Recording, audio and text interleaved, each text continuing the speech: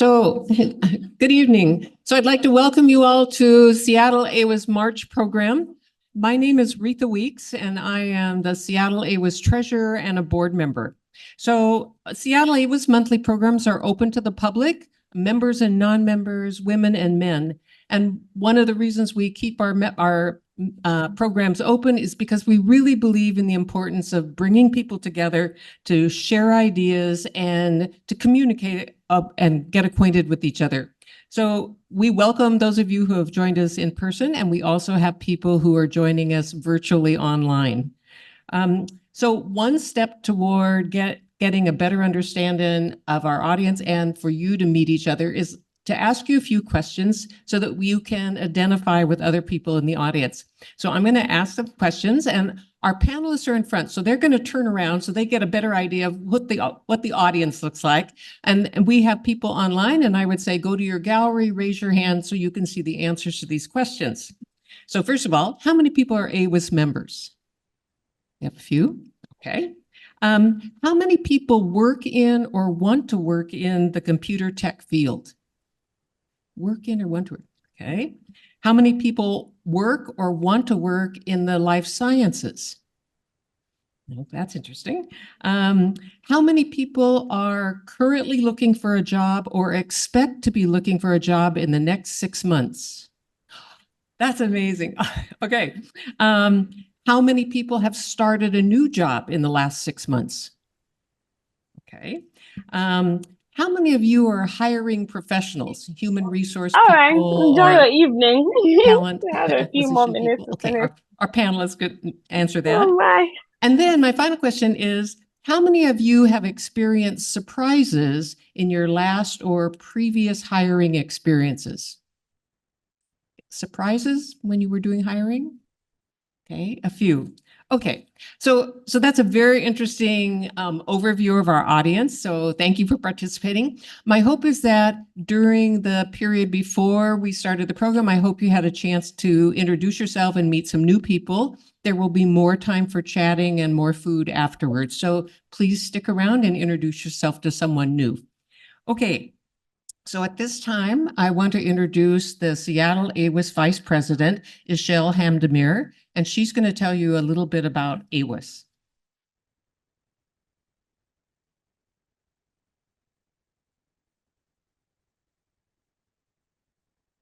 Hi, everybody. Thank you for coming in tonight.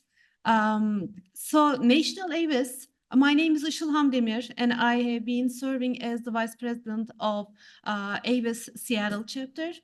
Since 1971, when the National AWIS was founded, the overall community has been a resource, a network, and a voice for women in science. And not only science, all the STEM careers.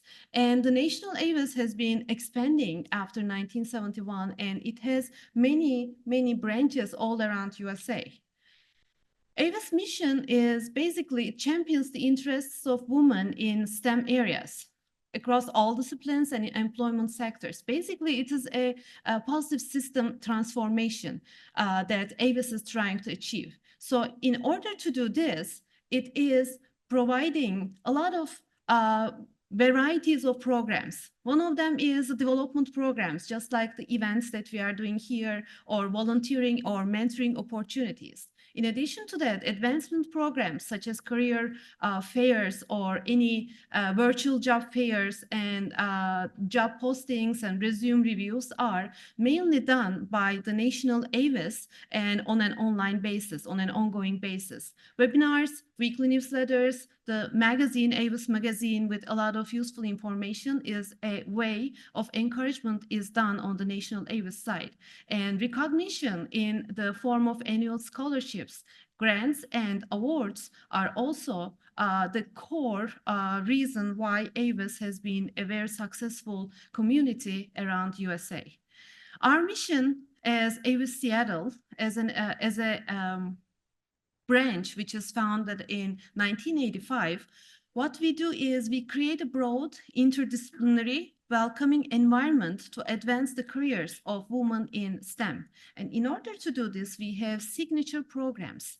We have monthly events, programs of varieties of different sorts. So we do science or technology-based programs. In addition to that, we have personal and career development programs. These are monthly, and each month, the third Wednesday evening at Fred Hutch here, we have speakers or networking events. It is free, and everybody, members, non-members can come in easily. GEMS program, which is Girls in Engineering, Math, and Science. It's a STEM program for high school girls attending Seattle Public Schools.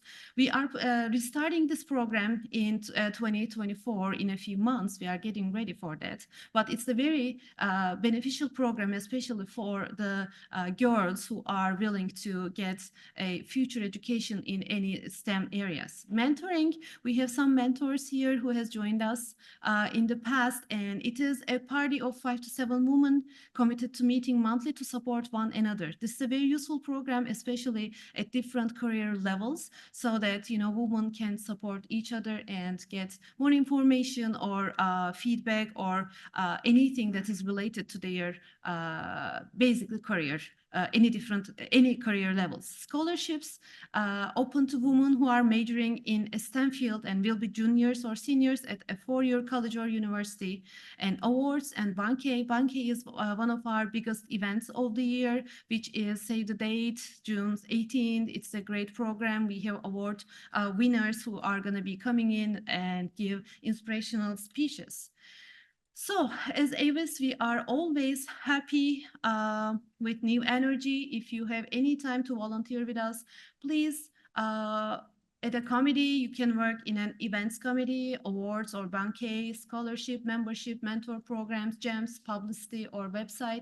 These are all fun programs, and we have a great team of people working in these committees. And if you are interested, please let us know here or before you go out.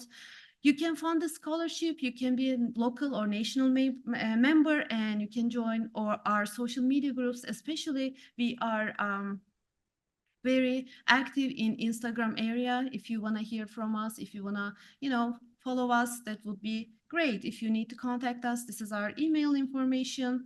So 2024 award recipients, we had 4 different levels of awards: science advancement, technology advancement, early career achievement, and excellence in STEM education and outreach.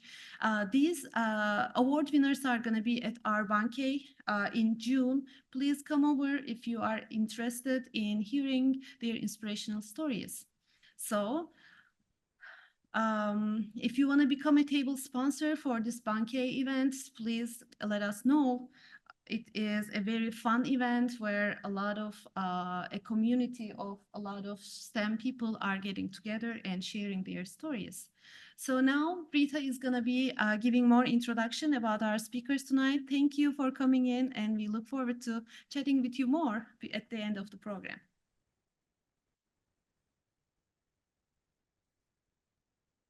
Okay, it is my pleasure now to introduce our panelists. After the panelists give their presentations, we are going to open it up to questions from the in-person audience and also from our virtual audience. Then I encourage you to stay till the very end, because we're going to be having a drawing. If you put your name in that little purple bucket up front, then there'll be a drawing for a free AWIS membership. So the driving question behind planning this program was, is the hiring process different between life science companies and tech companies? So to answer that question, we've invited 4 panelists. They have years of experience in the human resource realm. 2 of them represent life sciences company, Bristol Myers Squibb and Phase Genomics, and 2 of our panelists represent tech companies, Okta and Astronomer. So each of them is going to give a short presentation about themselves and their company, and then we're going to have them come up front and we'll open it up for questions. But we asked each one of them to tell a little bit about themselves and their career path. And then we also asked them to tell about their company. We'd like to know about, the focus, the size, the number and type of employees, and do they have any job openings right now? And then probably most important, we've asked them to summarize the hiring process from application to hiring.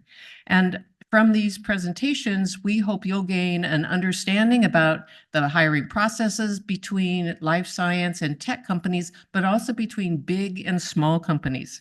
So you're going to hear from our 4 representatives in this order: Taylor Owls from Bristol Myers Squibb, Kayla Young from Phase Genomics, and then Jordan Weiner from Okta, and Kenton Denas from Astronomer. So at this time, I'm going to invite Taylor to come up.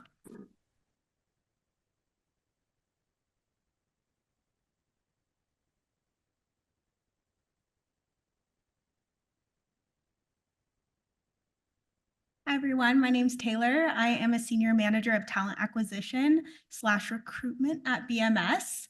I have 10 years of recruitment experience in the life sciences sector. So that means I've read thousands of resumes and formatted thousands of resumes, helped probably thousands of people get jobs and interviews and interview prepped. I've been at BMS for 4 years now, and it's been an amazing opportunity. So happy to talk more about that. So first of all, who BMS is. We are a global biopharmaceutical company, and we're focused on discovering, developing, and delivering different medicines to overall impact the lives of patients. We have a strong therapeutic area, as you can see, and this includes biologics, small molecules, and cell therapy. Overall, we have 30,000 people across the globe, but I wanted to focus on GPS, our global product and supply, which is the bulk of our employees, which is 10,000 or about 10,000. And with that, that includes our key locations. So here in Seattle, so that would be our process development, quality, regulatory supply chain, and then also Bothell, which is our big manufacturing facility. And overall, we're in over 50 countries worldwide. We do focus a lot on our core values. Sometimes when you think of a big biotech, or at least when I started, I was thinking, oh my gosh, it's like the same thing, no innovation. You have to go up the corporate ladder and nothing's gonna change. And it is what it always is. But that is absolutely nothing but, or that is the exact opposite.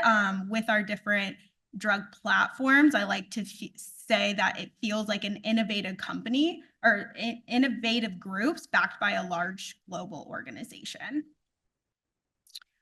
So going to our recruitment process, this is a roadmap of everything from rec creation all the way to offer and onboarding. We average 65 days from rec creation to offer onboarding. And that starts with the recruitment strategy meeting. Then when we post the job, once we post a job, it automatically goes to several different job boards, including LinkedIn, Indeed, ZipRecruiter, and then there's a few different colleges that we're connected with that it goes to. And then it also goes to some other inclusion and diversity boards. And then once we post the job, we'll go into interview stage. So that will be a first screening call with one of our sourcers or recruiters. Then it'll be a one-on-one with our hiring manager. If that goes well, then it'll go into a panel interview. Typically, the panel interviews are 4 to 5 individuals. And then if you are a PhD student, you might need to give a presentation as well. And then once you're done with that, it might be one more conversation with the leader of the group, or it could go into offer stages. And then once that's accepted, our onboarding takes about 3 weeks to go through background check, drug screen, all of that. And then you're ready to get onboarded. If you are interested, you can find it at careers.bms.com. If you don't find anything right away, you can also join our talent community and talent network. And then we also have this resume reader that you can input your resume, and then it will then show you jobs that you might be compatible with, which is, to me, really cool. And I tried it and it works.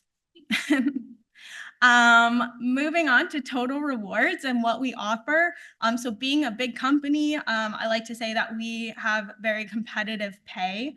We also have a group of analysts to make sure that we're competitive with our markets and our competitors, both local and across the United States. There is a new pay transparency law for all Seattle jobs. So in any job that you see, it should say the range, the starting pay on up. So make sure to take a look at that.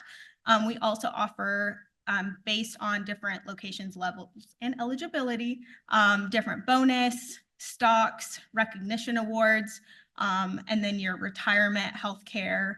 What I like most is our PTO and holiday shutdown.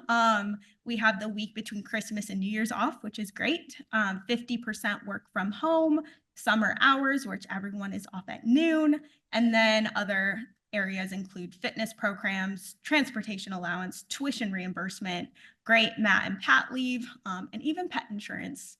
So these are just a few things. Sometimes I can't even keep up. And then overall, just a great place to work. Year after year, we get a bunch of awards. It doesn't matter if you're a mom, if you're a dad, if you're part of an IND community, if you're a woman, if you're a male, which is fantastic. And it just showcases everything that we put together. And then we also have different groups that you can, apart from your role, there's also different groups that you can join if you're really passionate about innovation, or really passionate about whatever it might be, the global impact of the world, volunteering. So that is a little bit about BMS, but excited to answer any questions that you might have.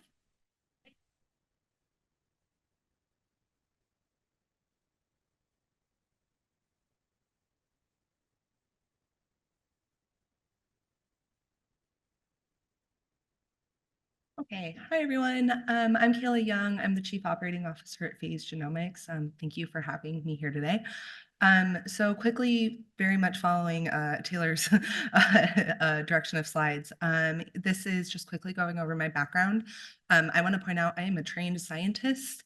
I am not a trained HR professional. So I got my bachelor's in science at University of Puget Sound. I got my PhD in molecular physiology from Vanderbilt. From there, I had a very strong desire to not be at a bench, which I think some people in this room might relate to. So I started at Life Science Washington as a commercialization manager, working with early stage entrepreneurs. From there, I actually met my now employer, Ivan Liachko, who is the founder of Phase Genomics, and I've been working here since 2017. And I also highlighted some other things I do, namely Langley Whale Center, where I recently started volunteering because I love whales. So quickly about Phase, I'm not going to go into the science of what we do because it's super niche-y, but I'm happy to discuss at any point later. But we were founded in 2015 as a spinout from UW Genome Sciences. Our motto is we build blueprints for biology. So the metaphor we like to think of is that before you go do any work in your house or your apartment, your condo, you want to know where your electrical is. You want to know your load-bearing walls. You want to know where your, any sort of pipes, et cetera. Similar with genomes, right? We want to know what we're working with at the beginning before we start making changes. So we build genomes. This in metagenomics looks like soil, water, fecal, human genomics, cancer samples. We do many projects with the Hutch. Essentially, if it has DNA, we can work with it. So Phase is currently at 27, so I can provide a very nice counterpoint to Taylor's conversation. We are steady state. We've been about 25 to 30 for the last 4 years. We plan to add headcount pending financing this year. And just of note, 2/3 of our company is technical and has some sort of advanced degree. You can tell I'm the scientist. I highlighted some cool science we've been doing. And this is just to highlight some of the things that Phase Genomics does and that we play in a lot of spaces, everything from phage therapy to all the top right of our new Gates Foundation funding. Or AML or superheated seafloor hydrothermal vents. We do a lot of just like cool science. So I divided this. I wanted to talk to you about how our company is structured.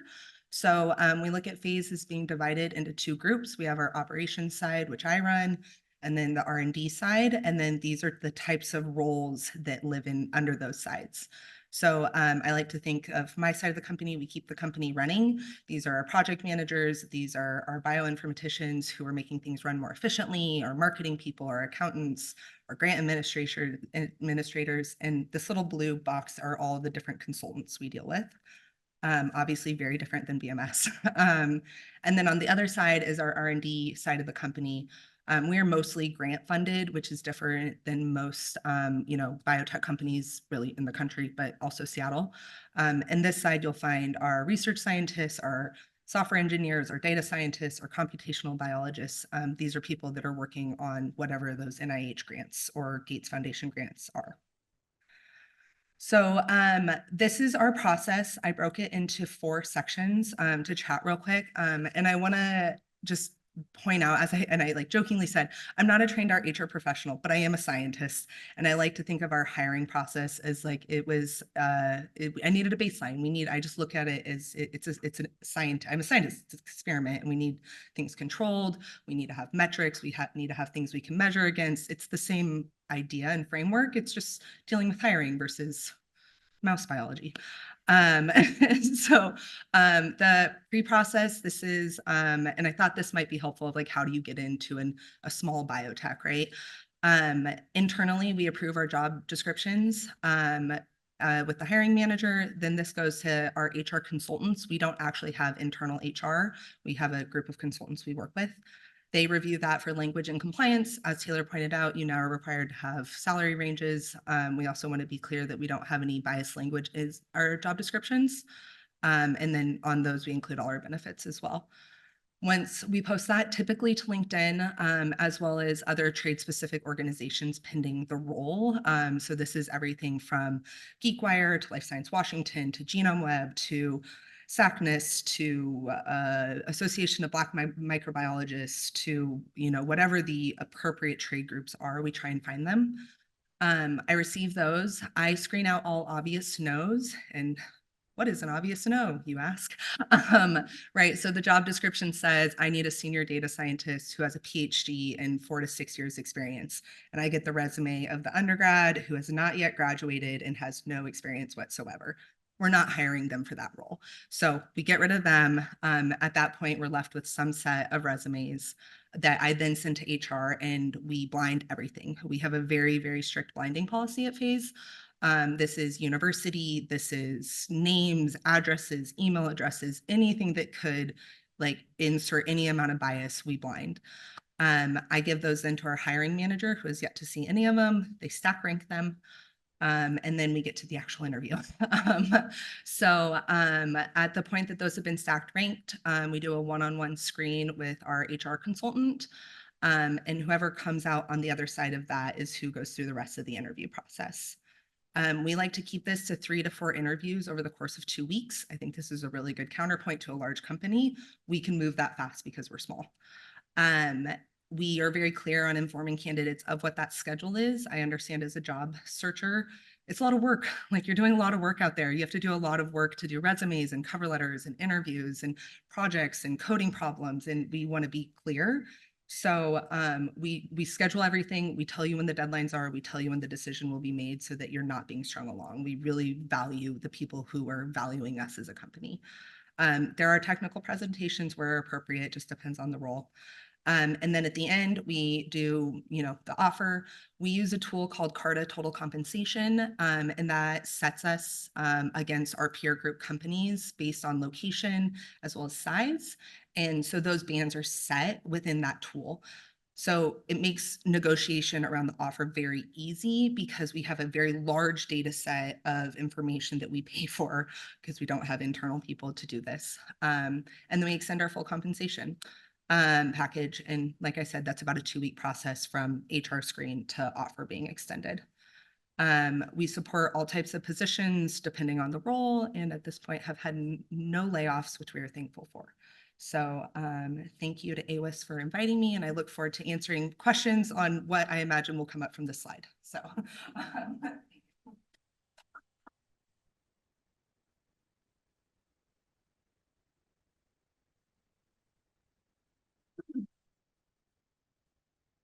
Okay. Hi, everyone. I'm Jordan. Switching over to the tech side of things, I'm a software engineer at a company called Okta. I just joined a new team working on AI features, which is like the buzzy thing right now. But previously, I was on our marketplace team. Kind of a different career journey for me. And what I want to highlight first is that I'd actually never written a line of code until 4 years ago. So how did I go from never coding to being a software engineer? I have 2 degrees that might seem irrelevant to what I currently do now, but I hope I can prove you wrong. After I got my master's in higher ed administration, I worked for a couple years at a few different schools in Boston, and then I transitioned into doing people and admin and recruiting work at a small startup called BookBub. When I was a recruiter, I was like the only recruiter for this tiny company. So it was my first exposure to all these different tech jobs I had never heard of before, product managers and designers and developer relations people. I was like, what is all of this? And I hired a ton of software engineers. And as I was observing this, I began to realize that there were actually a lot of parallels between the work that I was used to doing and the people side of things and the administrative work, project management, problem solving, like taking these big problems and breaking them down into smaller chunks. The biggest thing is that I was observing as I watched our engineers build out features for the application, that they were trying to build an experience for our users. And I was like, oh, that's what I do as a recruiter. I want to build an experience for candidates as they're going through our process. I want them to feel comfortable. I want them to know more about our company and our process. I want to onboard them into the company in a way that feels good. When I worked in higher ed, I did the same thing for students living in the dorms. How do I make them feel at home? How do I make sure that every student feels included? Well, that's what software engineers at the company were trying to do, is how do we make sure our product is accessible and exciting to lots of people? How do we encourage more people to use our new features? So I thought that was cool, but I was like, I'm a humanities kid. It's too late for me. I guess I'll just never learn that. Then in 2020, I moved from Boston to Seattle for my partner's job. I had no job and it was COVID. I was like, well, I have all this time on my hands. There are a million free ways to learn to code online. Let's just check it out. And within a week of doing like an intro to Python course, I was hooked. I was like, oh, I need to do this. This is so cool. I like it to build puzzles and then solve them myself. Like, wow, I should have done this before. So I did a software engineering immersive program, and now I'm a software engineer. So I just highlight this because there are lots of different career paths, and mine was a little bit different. But I love what I do, and if anyone has questions about changing careers, please let me know. Okay, enough about me. Let's talk about Okta, where I work and where you may want to work. Okta is a software company focused on identity and access management, which is a fancy way of saying login. You have to log into all sorts of different applications. As a user, I'm sure you find it frustrating to manage all your different passwords and remember if you signed into one application using Google, or you signed in using LinkedIn, or you signed in using a text that you get on your phone as a second factor. All that stuff is also really complicated to build from a software perspective and is really critical, as you might imagine, from a security perspective of storing that user data. So Okta's business model is, we will build that for you and have it be really customizable to your use case. And then you, a tech company, don't need to worry about building that part yourselves. So as you can see, we have tons of customers. This just highlights like big flashy companies like Nordstrom and JetBlue, but we also work with startups, any type of use case of a company trying to build login for either their employees or external customers. Company was founded in 2009, have about 5,000 employees, all sorts of different teams that you might expect at a large tech company. The headquarters is in San Francisco, but almost everyone works fully remotely. So for example, my team is distributed across North America and Spain. So time zones are fun sometimes in an all remote company, but I love working remotely. Hiring insights about Okta. Okta is always hiring, so I encourage you to check out Okta's careers page if you want to learn more. I will say that we are not always hiring in the US, but sometimes we are. You just got to keep an eye on it and see when roles open up. I don't know if anyone in the audience is like a new grad or looking for an early career type of role, but those are posted quite early. So like we just posted ours for a fall start date for like a software engineer 1 role, and they are quite competitive. So if that's something you're interested in, you want to get on that right away. Salary ranges, like was just mentioned, due to awesome pay transparency laws, are often listed on the job descriptions, but you can of course always talk to your recruiter about it as well. And then nothing really new here, but how to stand out. If you do have a chance to speak with someone, make it seem like you actually looked up Okta, even if it was just for like 15 minutes, ask some specific questions and use your network if you can to make that personal connection. And then finally, I can really only speak to the software engineering interview process, and I will just caveat this may vary depending on team and specific role, but this is generally what you might expect. And I would say is pretty typical at many software engineering interviews at many different companies. It was very similar even at the tiny startup that I worked at. In some order, and for us, we do this all remotely. There will be a conversation with a recruiter. This is after you submit your resume, if you're moving forward. Conversation with a recruiter, a behavioral conversation with a manager. So this is more questions like, how do you work on a team? Like getting to know you personally and your work style. There will be a coding exercise. Happy to talk about this more in depth, but this is typically like a timed exercise that you do on your own. They may send you to an external platform to complete an exercise. It'll be automatically graded. And then if you advance from that point, then you'll have multiple conversations with engineers from your potential team. They may dive deeper into the coding exercise you did. You may do some live coding. We don't do that as much, thankfully. May do a deep dive into your previous technical projects or do a system design conversation, like how would you architect this type of application for more experienced level engineers. And the thing I want to highlight here at the end is that we're often assessing both your current skill level, but also your potential, just because you may have to learn a completely new set of coding languages and technologies when you join the company. We may be working on something new like AI that no one knows anything about at the company, and you got to jump on board and get ready to learn it. So we want to know how you solve problems and how you think and how you can apply that to the problems that this specific team is trying to solve. So that's a little bit about me and Okta, and I'm happy to answer more. Thank you so much.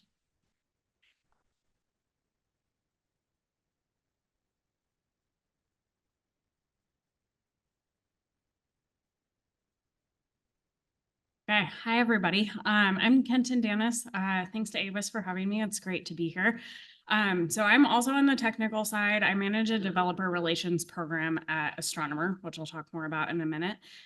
For those who are not familiar, developer relations is an interdisciplinary technical role that sits kind of in the middle of product engineering and marketing. The main goal of DevRel is to work with developers who are using your tool, whatever that is, software or something like that, and teach them how to use it and enable them to get their full potential out of it.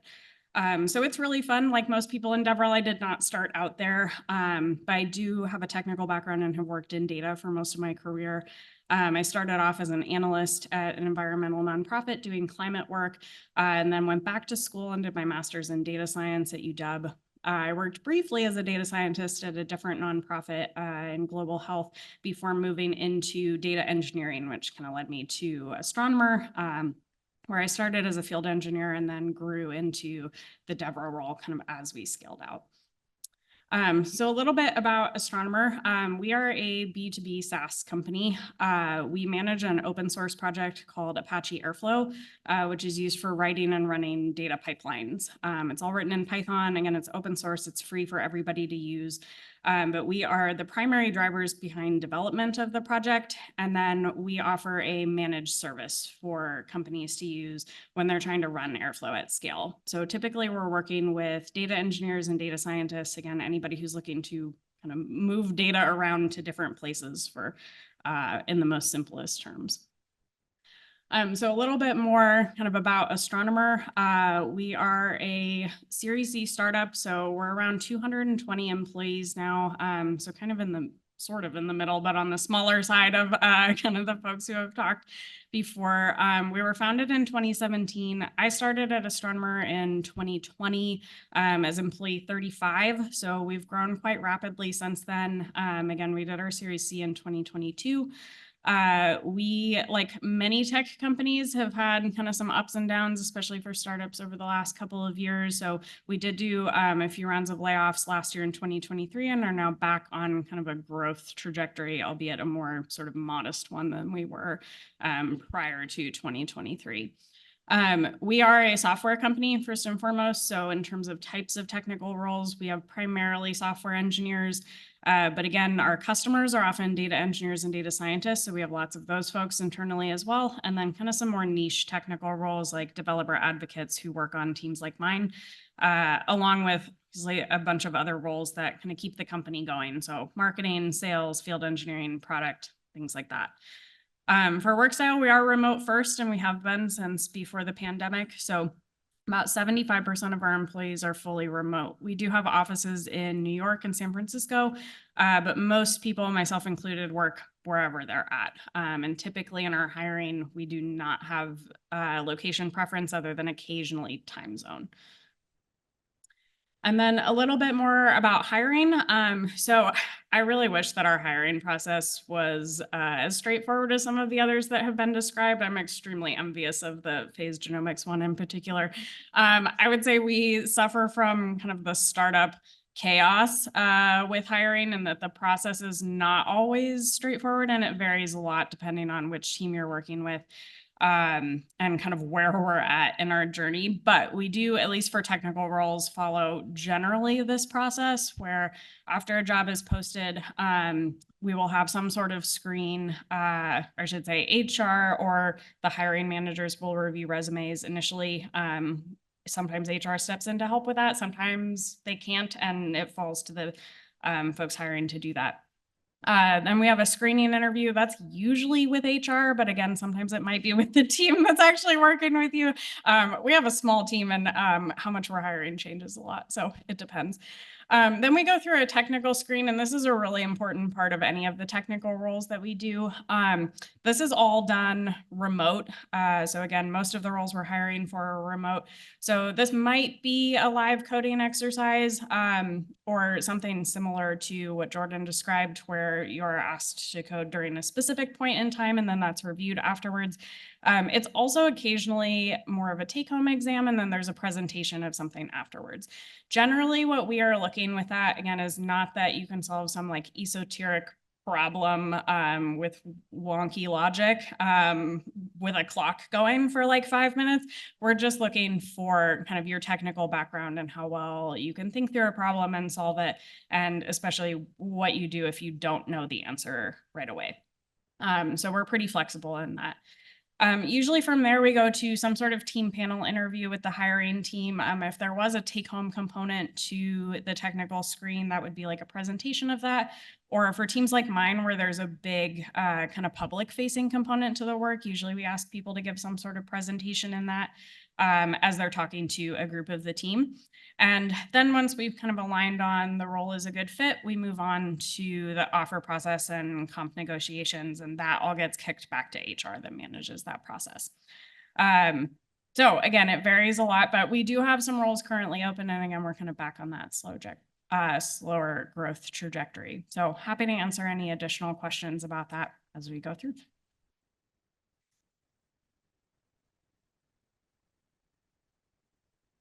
Okay, at this time, I'm going to ask our panelists to come up front, and to the rest of the audience and to you online. We're now going to open it up to questions. So for you that are in the room, there is a microphone up here, and it would be helpful if you just come up here. You can line up and we'll get your questions. And by using the microphone, the people virtually will also be able to hear.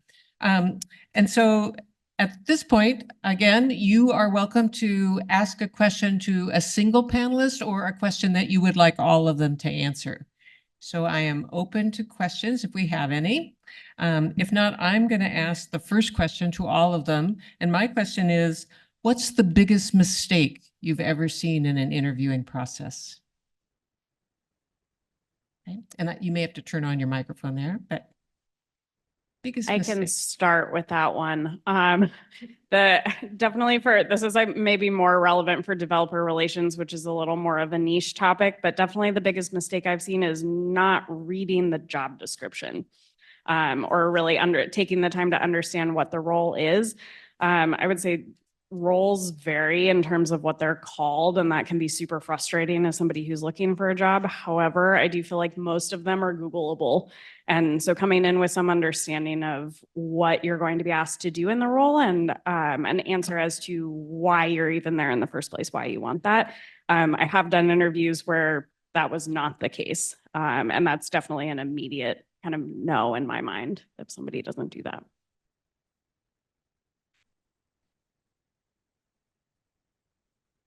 I'm happy to go next. I would say one, it's similar, not researching the company at all or not understanding the company. It's okay not to understand aspects of the company.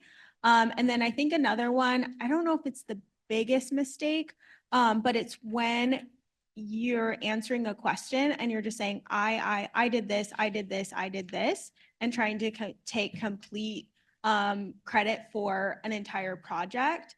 And I would recommend saying, I led this with a team that I was able to collaborate with X, Y, and Z.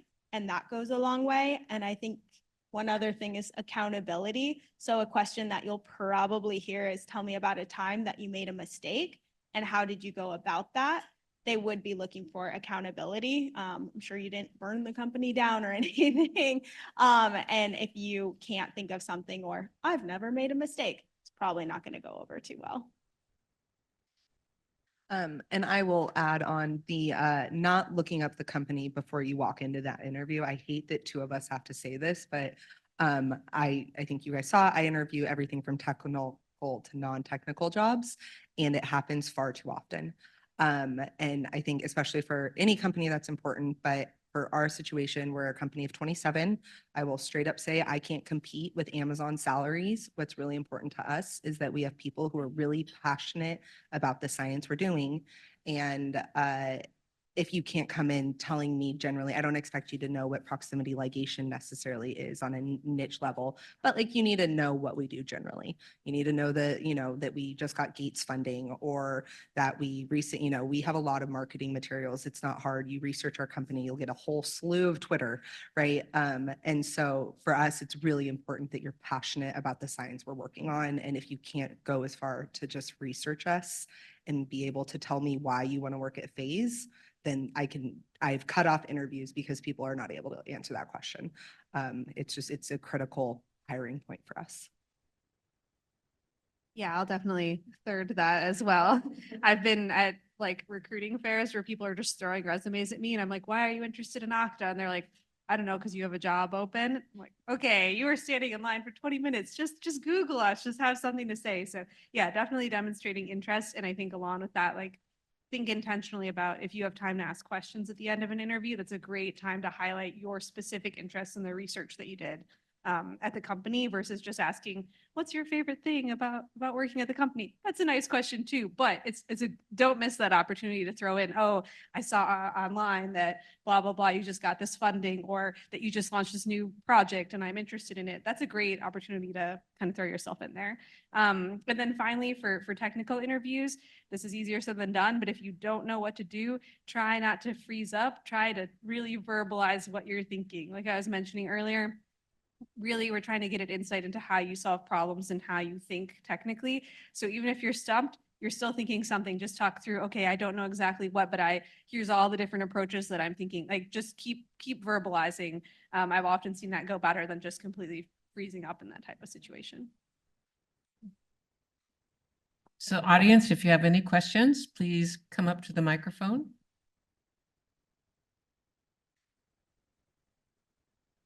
It's not.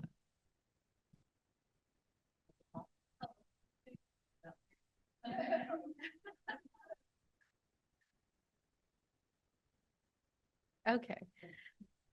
Close. Let me move this way so that I can see you. Hi, I'm Anshal, and I have a question, a very general question from all of you. I would say that you talked about the interview process. I would like to take just one step back. How do you get into the interview process? Like, what are the things as recruiters or as the hiring managers would you like to see in an applicant's resume so that they can actually be shortlisted for an interview? Like, this is what I would say, that I know that you cannot interview, like if you get 20 or 25 applications for one particular job, you would not interview all of them, right? You would just pick a handful.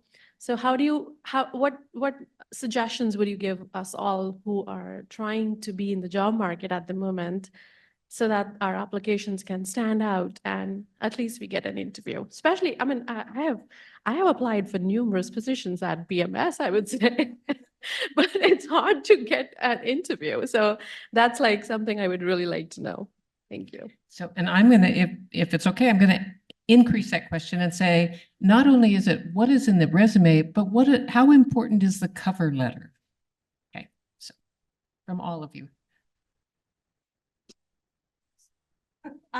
Okay, starting with the cover letter and resume, I would say cover letters, we do look at. If you are going to take the time to do a cover letter, make sure it tells the right story, not just a general cover letter. We can go through it for recruiters like a few seconds. And if it's not highlighting, or even in the resume, if it's not highlighting the key words. So if you are applying to a supply chain position and it does not say supply chain in there, that's not relevant. No, there is not robots that go through the resumes and weed out that automatically. There are actual recruiters, and this is, I think, most companies that do go and scan every single resume. Make sure that the formatting is good. It represents you. It's the first thing that is put in front of a recruiter. Or if you're in quality and you can't spell correctly, then I've seen that far too many times. That's a problem. And then some people do use Canva to make really fancy resumes. I would say probably don't do that, especially if you're in like a scientist or more of a technical role. Just make it clear, concise. If you do want to make it fancy, maybe if you're in like a marketing type role, that might go a little bit further. And then, but I would say that, and I would look at the job description and don't copy and paste the job description, but try to make sure it matches as much as possible. And using those keywords for the job description and job that you have experience and interested in, that can help form your sentences in your resume.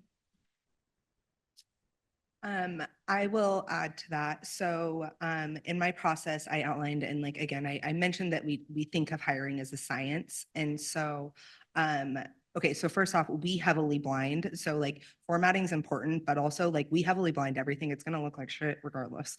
Like be professional, but I just like full disclosure, we blind so much. So those pretty beautiful Canva resumes, you get a big black box over your face. Like you get redactions left and right. Like think about your resume. If not everyone blinds, right? We have a very, very strict blinding process that not all companies go through. And then to the point of the job description, and like maybe if I can just tell you our process, it might be helpful.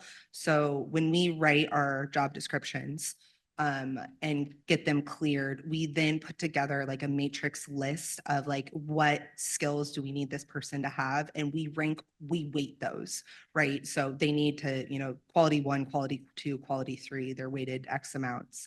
And then we go through that resume and rank according to that. And that's a way that we can kind of just put it in a kind of a science framework, a math framework of it's almost numbers at a point. Like, can they do this? Yes. Can they do that? Maybe, okay, but that's not weighted quite as high, so it's not important. Not all companies, right? I'm a small biotech that spends a lot of time on these processes. So like know who you're applying to, but know that like for companies like ours, we spend a lot of time on those job descriptions because that is what we're trying to hire. So if your resume doesn't track with that job description, then like Taylor said, if it doesn't have the key words, then I'm just going to go through it. So, like if you were to take your own resume and say like, okay, if I read this, what 4 skills would take somebody who doesn't, find somebody in this group and give them your resume and say, if you read this resume, what would be the 4 skills you would think I was really, really good at? Right. And make sure you're telling the right story, because I think that's what we probably all see is like really intelligent, incredible people that are just telling the wrong story. And so maybe that's helpful. Really envious of your recruiting process because it sounds really a lot of work, but really excellent. I'm trying to think of anything that hasn't already been said. this is less related to resumes, but a tip that I have is when you see a job description that you know you're going to apply for, save it as a PDF, because sometimes if you do interview, the job description will have been taken down and then you won't remember what are the keywords that I was supposed to make sure I highlighted. So yes, definitely reference the job description to help figure out which words to highlight in your cover letter and resume, but also save it so you have it for reference. Yeah, I'm not a recruiter at Okta, so I can't speak to like how they're screening resumes. When I was a recruiter at the startup, it was many of the same things. I wish it wasn't the case, but I do think networking is really important. If you can't, this is again, it's not breaking news, but if you can get a contact at the company to refer you or put in a word for you, especially like at Okta, I know, for example, we received 10,000 resumes for one new grad opening in this current situation, like the economy that we're in. And so to get your name to the top of the pile, if you do know someone, it does help. Again, I wish that wasn't the case, but it is true. And if you are reaching out to ask someone for a referral, come prepared, like we were talking about earlier, with specific questions and the ability to demonstrate why. Don't just be like, hi, I see on LinkedIn you work for this company. Can you refer me? I'm going to want to have a conversation with you. And you know, you're putting yourself on a limb by referring someone. So make sure you put in the effort too, to say like, here's why I'm particularly interested.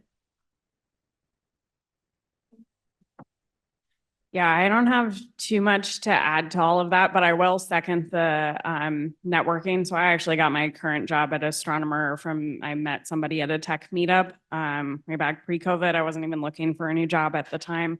But then when I was looking for a new job 6 months later, it was really nice to have somebody to reach out to. It's probably the reason that I work there now. So I do think that's really helpful.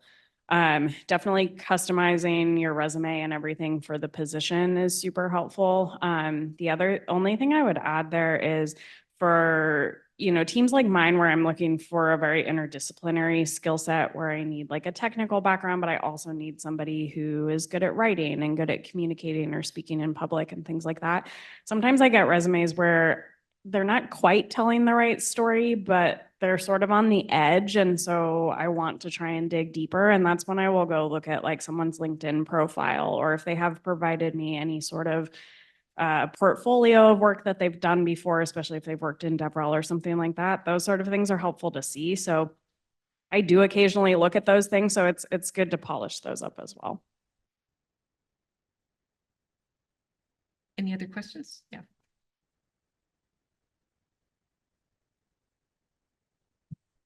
Hi, thanks so much. And my name's Avanti. I kind of am building off of Anchal's question back to like the resume. So every role that in the current market, right, that we're applying for, they've got like, LinkedIn just says, 100 plus applicants, 500 plus applicants. And I applied for several roles at BMS too. We are a referral as well. And my friend said the hiring manager spoke to him and he received like 1,100 applications for that one position. And so I guess, and of course, like in the workday, my status says under consideration, but typically in this market, like I want to ask you all, like, how long should we wait to hear back at all? Or if we don't hear in 2 or 3 weeks, should we just give up? And there's a mixed, the jury is divided on the internet. So I wanted to understand, like, especially pertaining to this. We do not send rejection emails via LinkedIn. We've gone back and forth on like when we go through and screen. If you haven't yet engaged with the company, we do not send rejection emails. But to be fair, we've gone back and forth on that. But you know, it's like, is it, you know, because I think part of like maybe knowing a little bit of how the recruiter end of LinkedIn works. Of like you just send you select a canned email that says you're not right based on some qualifications that you selected on LinkedIn. And I don't like selecting that box because I know that like you all are humans that are more than just a couple boxes, right? But I will also say that I get people who are, you know, we'll say like and this is nothing to this profession, like a Domino's delivery driver who has never worked in a technical role ever. So when you see 1,100 resumes, don't assume those are 1,100 good resumes, right? Like I would say 50% are the no bucket that I described. And that's why I put that on that slide of its people, because LinkedIn, right? You just rapid fire. You have your resume up there and you can just rapidly click through and say, apply, apply, apply, apply, apply. And So similarly, like that makes it easier for the job searcher, but then as the receiver, we also just receive so much. So it's just, it's a hard balance. So we do not, so just like for Phase Genomics, we do not send the rejection emails. If you haven't heard from us in 2 weeks, you're probably not going to hear from us. Okay. But fair. I'm sure Thank other you. people have other answers. Yeah, I would say for rejection emails, we do send those. If you are a top candidate, you probably will hear within a few weeks. We usually don't send rejection emails unless you're very, very not qualified, just in case there's kind of your like A candidates, B candidates. So don't give up. But one recommendation I would do is if you can, if you are very, very interested in a specific company, a specific role, usually you can find somebody on the team or the hiring manager on LinkedIn, and you can send them a message just saying, hey, want to network, very interested, and that can kind of get your foot in the door, or to recruiters as well. I've hired a few people who have been really successful at BMS because they did reach out to me via LinkedIn. So I would say that, but definitely don't give up. And there are several people not qualified. So if you do see the 500 plus, 50% plus are not. Thanks. Yeah, I would just add that I know that at sometimes peak volume, it could take a long time. Is that better? Okay. At peak volume, it could take a really long time for recruiters to go through that many resumes. So at least for Okta, I know sometimes candidates weren't hearing anything for several weeks to a month. And I know sometimes they also stagger it. So they'll kind of have like the first batch of resumes, top candidates will move forward. They'll wait before moving any more people forward just because of the volume of interviews. And then they might move another batch forward. So I would say good to keep applying other places, but just because you haven't heard doesn't necessarily mean that you're not moving forward.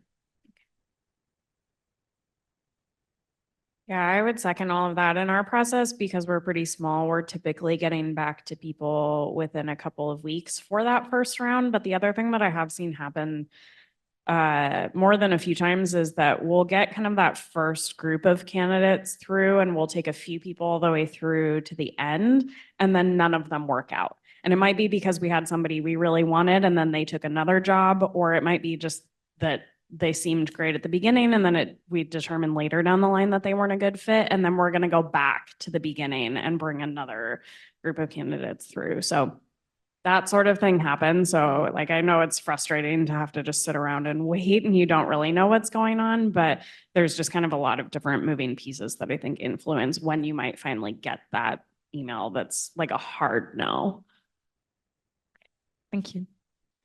I actually will add one more thing to that. I said we say no, but to Taylor's point, if you were to reach out to me and say, hey, I sent my resume, like, am I going to get an interview? I would say no in that situation, right? Like there are moments where like I at Phase and me and Ivan, we try and communicate as much as we can. We set the schedule, we put it all in front of everyone so they know how much time to like allocate, right? And once you're in though, we do provide no's. Nice. So any other questions? So I have one really quick. So after you make an offer, what period of time does that person have to respond, yes or no? Do you ask them to respond in 3 days or they get 2 weeks? We usually put like a week. So if we send the offer letter, it's by like Friday or maybe the following Monday, but it's like 7 to 10 days. That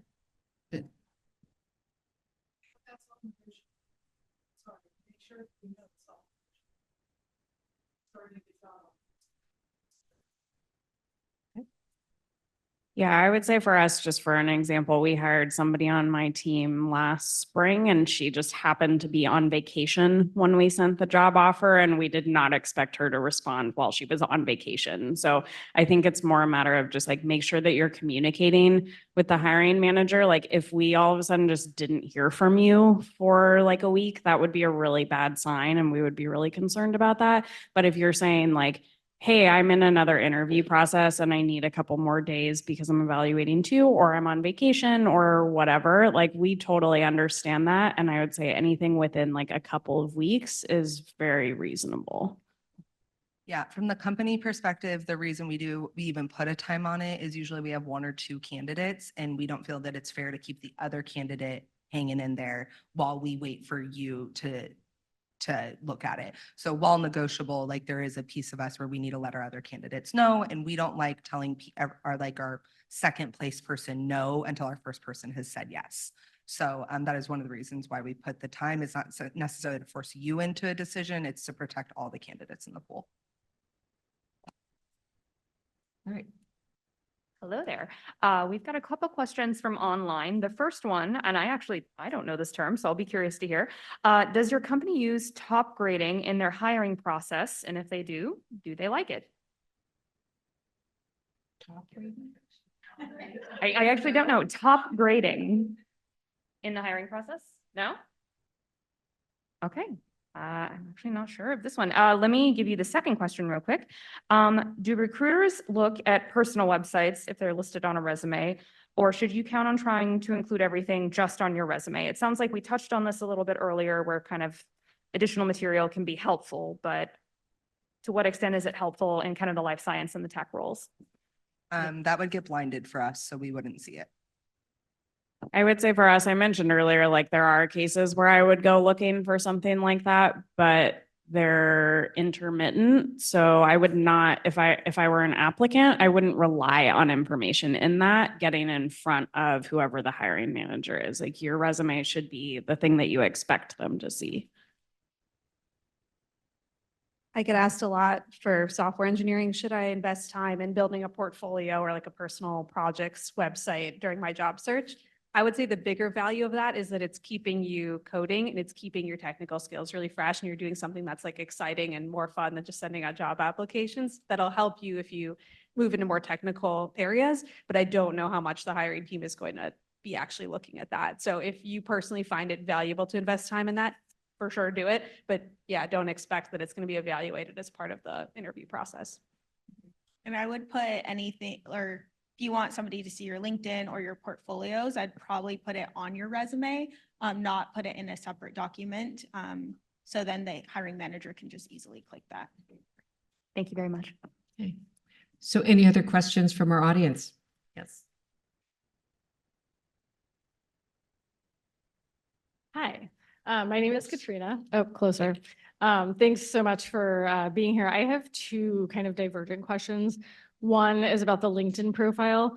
What is it that you are looking for or want to see on that might be different than what's on your resume?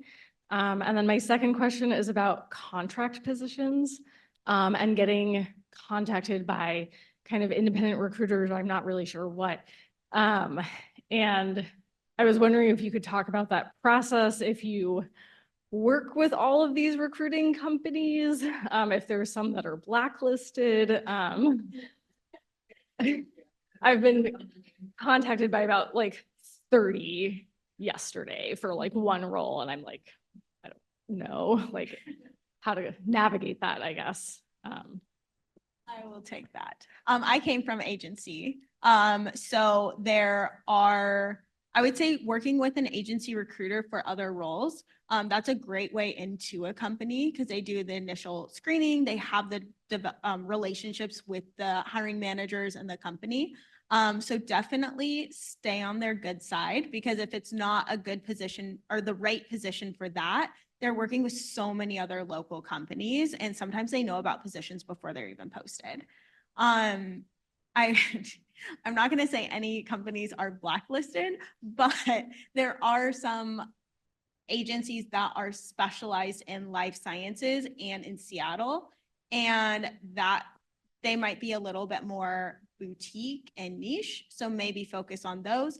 And then there's others, kind of your big box recruiting agencies that are global. So they would be good to reach out to as well. But I think it's definitely a value. We don't look at your LinkedIn profile again. So back to, so, you know, do with that what you will. And then as far as a hiring perspective, we have never used Taylor knows this. We do not use contract recruiters to place roles. That is more because Phase is grant funded and we have very tight purse strings. You know, we don't have the budget for it. So that's the main reason. It's not because people aren't capable of recruiting great people in those roles. We just can't afford to use recruiters. So, again, sorry. I don't really have much to add. Unfortunately, I'm sorry, I don't have much experience with the contracting question either for LinkedIn. Yeah, I'm not really sure what's different. We don't really look at it too closely. I would just say similar to your resume, like if at a glance it's telling the story that you want it to tell, but I don't know if I have any like more different takes there. Yeah, I think for LinkedIn, the only thing I would look at that was different, and I would say this is almost, sometimes we kind of learn about people through LinkedIn that then we're a little more proactive in recruiting because we think they might be a good fit for the role before they've applied. And there, I think one of the benefits of LinkedIn is that you can be a little bit more verbose and include more because you're not trying to fit everything on a single page. So I would say like don't shy away from being detailed in what you put on there. I know for myself when I've applied to roles, like I've had a lot of different jobs in different areas of tech. And so I don't include all of them when I apply to something new because I have to make an evaluation of whether or not something's relevant, but I don't have to do that with my LinkedIn profile. And we have found, like I said, people, when we're being more proactive about recruiting, we have recruiters internally who reach out to people that way, and they're primarily looking at LinkedIn instead of like a resume because we're going to them first. Thanks. Okay, so based on the time, we're going to stop our questions now, and a big thanks from Seattle AWIS for your presentations. I think I've certainly learned a lot about your companies, and really there are differences between life science and tech and big and small. So please join me in thanking our panelists. Okay. So I believe that our panelists may have a little time to stay after. So if questions come to mind by the time we're finished, I invite you to chat with them individually for a little bit. But at this point in time, we're going to have our drawing. Okay. So this is for a 1-year free membership or a renewal if you're already a member. And when you join AWIS, you actually pay one of 3 fees based on your status in your career path, and you join national and you automatically can become a member of Seattle chapter if you indicate that on your application. So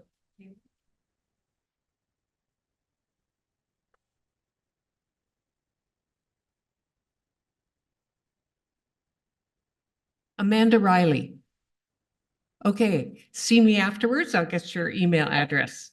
Okay, so at this point, I just want to remind you to put June 18th on your calendar. It is our banquet. We will be hearing from our 4 awards winners this year. You'll be introduced to our undergraduate scholarship winners, and you get to celebrate with our whole community of men, women, companies, organizations that support women in science, technology, engineering, and math. So the last thing would be if you can buy tickets to the banquet, they'll be on sale approximately April 1st. And if your company is interested in sponsoring a table, you will then get some complimentary tickets. So put it on your calendar. We hope to see you then. And with that, I want to thank you for joining us this evening. We did have one question from our marketer. So I'd like to know how you heard about our meeting. We would like more people to come. We would like more people to join AWIS. So how many of you received an email about our programs? Okay. How many saw it on a social media platform? Okay. And so what about how many of you just went to our website? A few. So there are many people, I don't know how you found out, but you can talk to me later. So anyway, I want to thank you for joining us this evening, and hopefully you'll join us at some of our future events. So thank you.